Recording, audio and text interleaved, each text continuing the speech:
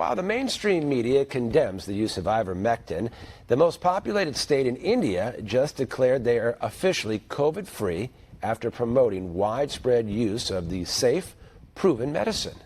Here's One America's Pearson Sharp. Ivermectin is getting a pretty bad rap here in the United States, all over the Western world, really. And to be fair, that's probably for a good reason.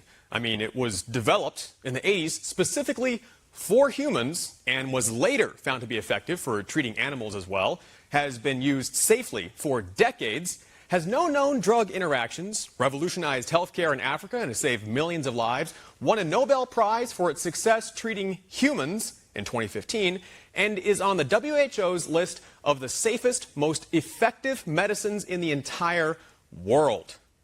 But sure, just repeat the leftist talking point, it's horse dewormer. The problem, as we've discussed, is that ivermectin is cheap and widely available, and it won't make Pfizer or Moderna $60 billion a year like selling the investigational vaccine will. In India, in the state of Uttar Pradesh, which has a population of 240 million people, the government has been widely promoting the use of ivermectin to treat Wuhan virus patients. State leaders have just declared that Uttar Pradesh is now officially COVID-free. A region with nearly as many people as the entire United States is totally COVID-free. And the recovery rate in India, which no one in America seems to be talking about either, is 98.7%. So let's compare for a moment, because we might be able to make an important discovery here for public health. In India's state of Uttar Pradesh, just 5.8% of the population are fully vaccinated. In the United States, nearly 60% of Americans are fully vaccinated. In India's state, the rate of COVID positivity is 0.01%. In the United States, it's 7.6%. In India, they have 199 active COVID cases. In the U.S., we have nearly 130,000 new cases as of September 30th, and an average of more than 112,000 cases in just the last 7 days.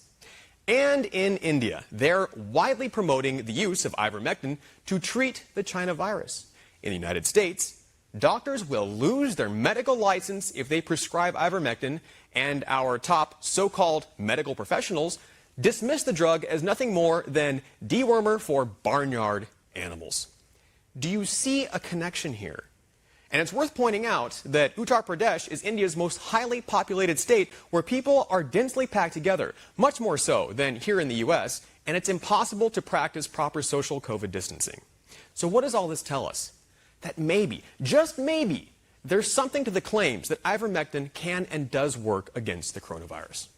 But no, instead, you have the high prophet of pharma, the good doctor, Anthony Fauci, condemning it, and even major news outlets running fake stories about how 70% of Mississippi's poison control calls are for people taking ivermectin. That story turned out to be totally false, never happened, and the AP had to find a way to take their massive, jackbooted foot out of their mealy mouths and retract the story. Rather than saving lives, the political, medical, and media establishment are promoting false stories about a safe drug, claiming it will kill you, and instead promoting an untested, unproven drug that actually is killing young, healthy people with no underlying conditions. Why should we trust our health officials when they won't follow the science? Americans are being lied to. We're being told not to believe the facts that we can see with our own eyes, while Big Pharma makes tens of billions of dollars profiting on the death and suffering of this pandemic. The simple truth is that our nation could open up today, like in India, without any need for more lockdowns, without the need for mandatory injections, without mask mandates for our children in school. All we have to do is follow the science.